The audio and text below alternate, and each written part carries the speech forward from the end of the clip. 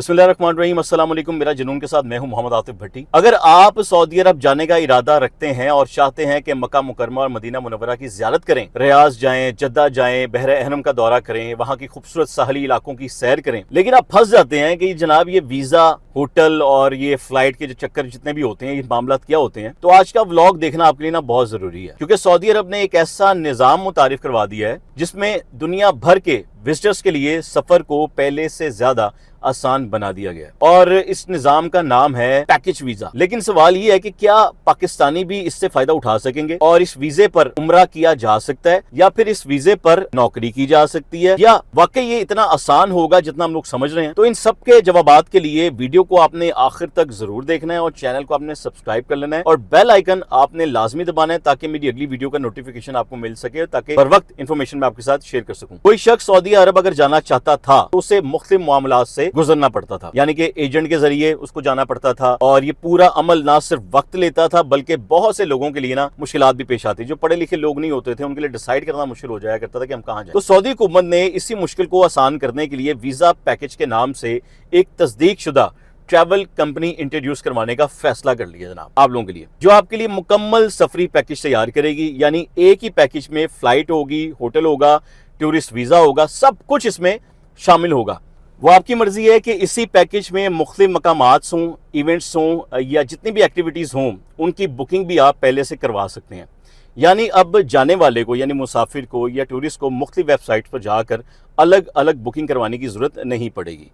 ये सहूलत हर travel agency के लिए नहीं है, ये आप लोगों ने याद रखना है कि आपने बिल्कुल सिर्फ वही कंपनियां आपने देखनी है जो ये पैकेज इंट्रोड्यूस करवाएंगी, जिन्हें सऊदी हुकूमत ने मंजूरी दी होगी और इनके पास जदीद डिजिटल निज़ाम होगा जो अपने सारिफीन को 24 घंटे मदद यानी सर्विसेज देंगे।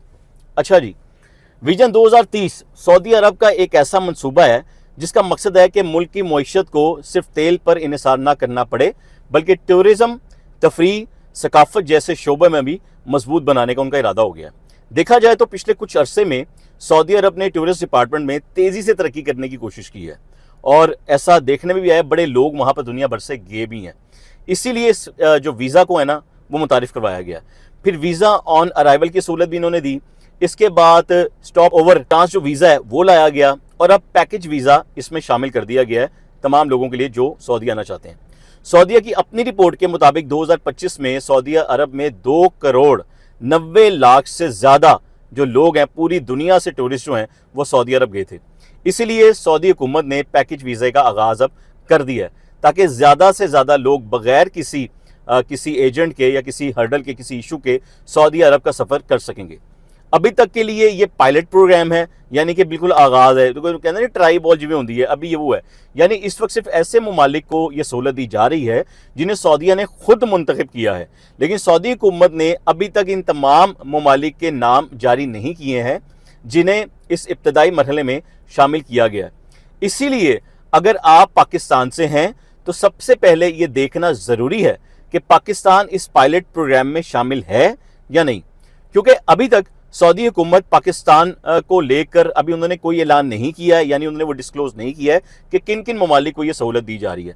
इसलिए पाकिस्तानियों आपको इंतज़ार करना होगा। लेकिन अगर आने वाले दिनों में पाकिस्तान इस प्रोग्राम का हिस्सा बनता है तो इसके बहुत से फ़ायदे हो सकते हैं। अब मैं आपको फ़ायदे गिना देता हूँ। पहला फ़ायदा ये होगा कि अलग अलग वो जो फ़्लाइट बुक होती थी, जैसे मैंने पहले बात की, होटल बुक होता था, वीज़े की ज़रूरत पड़ती थी, वो अब नहीं पड़ेगी। यानी एक ही जगह से मुकम्मल ट्रैवल पैकेज बुक हो जाएगा और आप आसानी जा सकेंगे, जिससे वक्त भी बचेगा और गलतियाँ भी नहीं होंगी। और अगर पैकेज वीज़ा एक सऊदी टूरिस्ट वीज़ा है, ये भी याद रखें, तो सऊदी कवानीन के मुताबिक इस पर उम्रा भी अदा किया जा सकता है। ये है सबसे बड़ी बात। लेकिन हज इस पर नहीं होगा। यानी आप मक्का मुकरमा जाएं, आप मदीना मुनव्वरा जाएं, आप उम्रा भी कर सकते हैं, लेकिन हज के लिए आपको सऊदी हुकूमत से बाकायदा एक इजाज़तनामा लेना होगा, बाकायदा आपको हज वीज़ा लगवाना होगा। इसीलिए आप फिर वहाँ पर जो है फिर इस वीज़े का भी इस्तेमाल कर सकेंगे, क्योंकि ये एक टूरिस्ट वीज़ा है, वर्क वीज़ा नहीं है। ये भी आप याद रखें। आप इस वीज़े पर सऊदी अरब घूम सकते हैं, तारीखी मकामात पर जा सकते हैं, शॉपिंग भी कर सकते हैं, मुख्तलिफ इवेंट्स पर भी जा सकते हैं और सबसे बढ़कर आप उम्रा कर लेंगे। यार, हर मुसलमान की ख्वाहिश यही होती है। लेकिन आप मुलाजमत नहीं कर सकते, ना ही किसी भी किस्म का आप कारोबार कर सकते हैं, क्योंकि सऊदी के कानून के मुताबिक आपको इसकी कानूनी इजाज़त लेनी होगी। और अगर कोई शख्स ऐसा काम करता है, यानी गैर कानूनी काम करता है, इजाज़त के बगैर ऐसा काम करता है, तो याद रखें आपको जुर्माना भी हो सकता है, आपको डिपोर्ट भी किया जा सकता है, या हमेशा के लिए आपका वीज़ा जो है ना सऊदी अरब का वो नहीं लगेगा, ये भी हो सकता है, उस पर पाबंदी भी लग जाए। लेकिन अगर आप कानूनी तौर पर सऊदी अरब बतौर टूरिस्ट गए हैं और वहाँ किसी बंदे से मुलाकात होती है और वो अपनी कंपनी में आपको नौकरी देना चाहता है, आपको ऑफर करता है, तो फिर कंपनी को सऊदी कवानीन के मुताबिक आपके लिए एक अलग वर्क वीज़े का अमल मुकम्मल करना पड़ेगा। सिर्फ टूरिस्ट या पैकेज वीज़ा लेकर आप मुलाजमत शुरू नहीं कर सकते, यानी आपको पाकिस्तान वापस आना पड़ेगा, फिर आप वीज़ा लगवाएंगे, फिर आप वापस जाएंगे, आपको एक बार आउट करना पड़ेगा। बाकी टूरिस्ट वीज़ा हर जगह का है, आप हर जगह जा सकते हैं। आप रियाज में बने नई इमारतें देखें, वहाँ जाके जद्दा में जाएं, वहाँ रेड सी बहुत मशहूर है, उसको देखें। तफरीही मकामात बहुत से ऐसे हैं जहाँ आप जा सकते हैं, सकाफती मेले होते हैं, कॉन्सर्ट्स होते हैं, वहाँ पर आप जा सकते हैं। लेकिन अगर ये सब आपके इस पैकेज में शामिल होगा तो आपको पहले उनको इन्फॉर्म करना होगा। इस नए निज़ाम का मकसद भी है कि जी टूरिस्ट सिर्फ होटल तक महदूद ना रहें, बल्कि सऊदी के मुख्तलिफ इलाकों के दौरे भी करें, निकलें, आप लोग विजिट वगैरह भी करें। कुछ लोग समझ रहे थे कि जी वीज़ा आने के बाद हर पाकिस्तानी बगैर किसी शर्त के सऊदी अरब जा सकेगा, तो भाईजान ये बड़ी गलत बात थी। हर दरख्वास्त गुजार को सऊदीया के कानून के मुताबिक उनकी शराइत पूरी करनी होगी। अगर पाकिस्तान इस प्रोग्राम में शामिल होता है तो आप अपने ख़ानदान के साथ भी सऊदी अरब की सैर पर जा सकते हैं और फिर आप उम्रा भी कर सकते हैं। बासानी एक वक्त में आपके दो काम हो सकते हैं, विजिट भी हो गया, आपका उम्रा भी हो गया।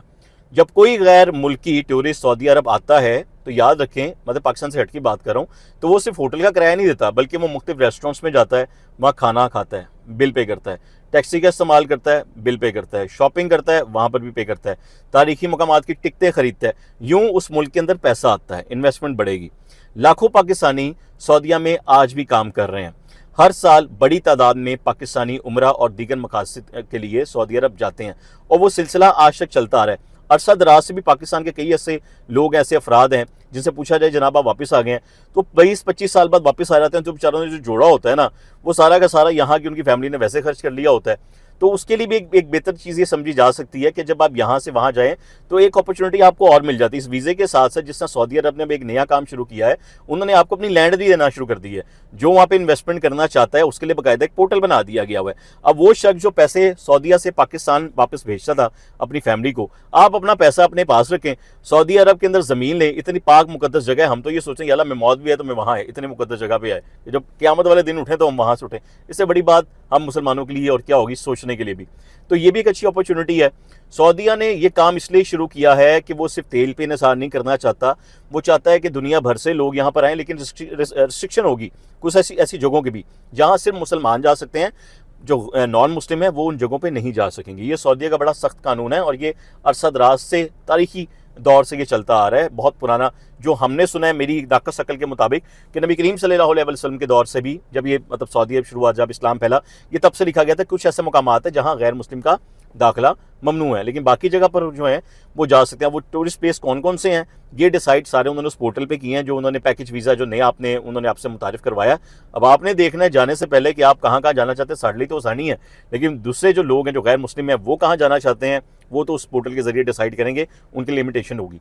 तो अब आपने बताना है कि आप लोग कब सऊदीया जा रहे हैं, विजिट वीज़ा पे कब जा रहे हैं, फैमिली को लेके कब जा रहे हैं, और कब मैं उम्रे की सादत भी आप हासिल करेंगे, उसमें मुकद्दस मकामात भी देखेंगे। तो हमारी रूह तो उस वक्त ठंडी हो जाती है देख के यार कि जो देख लिया ना आंखों को ठंडक पहुंच गई। तो आपने मुझे कमेंट करके लाजमी बताना है आप लोगों के प्लान किए हैं, पहले आप लोग कैसे जाते हो, इस पर कोई रहनुमाई आपको चाहिए कि कहाँ से आपको इस चीज़ की हेल्प मिल सकती है, तो आपने मेरे कमेंट लाजमी करें ताकि हम अगली इन्फॉर्मेशन आपके साथ शेयर कर सकें। तो आपको अगर ये वीडियो पसंद आई है तो आपने इसको शेयर करना है, चैनल को सब्सक्राइब कर लीजिए, बेल आइकन आपने लाजमी दबाना है ताकि अगली वीडियो का नोटिफिकेशन आपको मिल सके। तो अगली वीडियो तक आतिफ भट्टी को इजाज़त दीजिए। अल्लाह हाफ़िज़।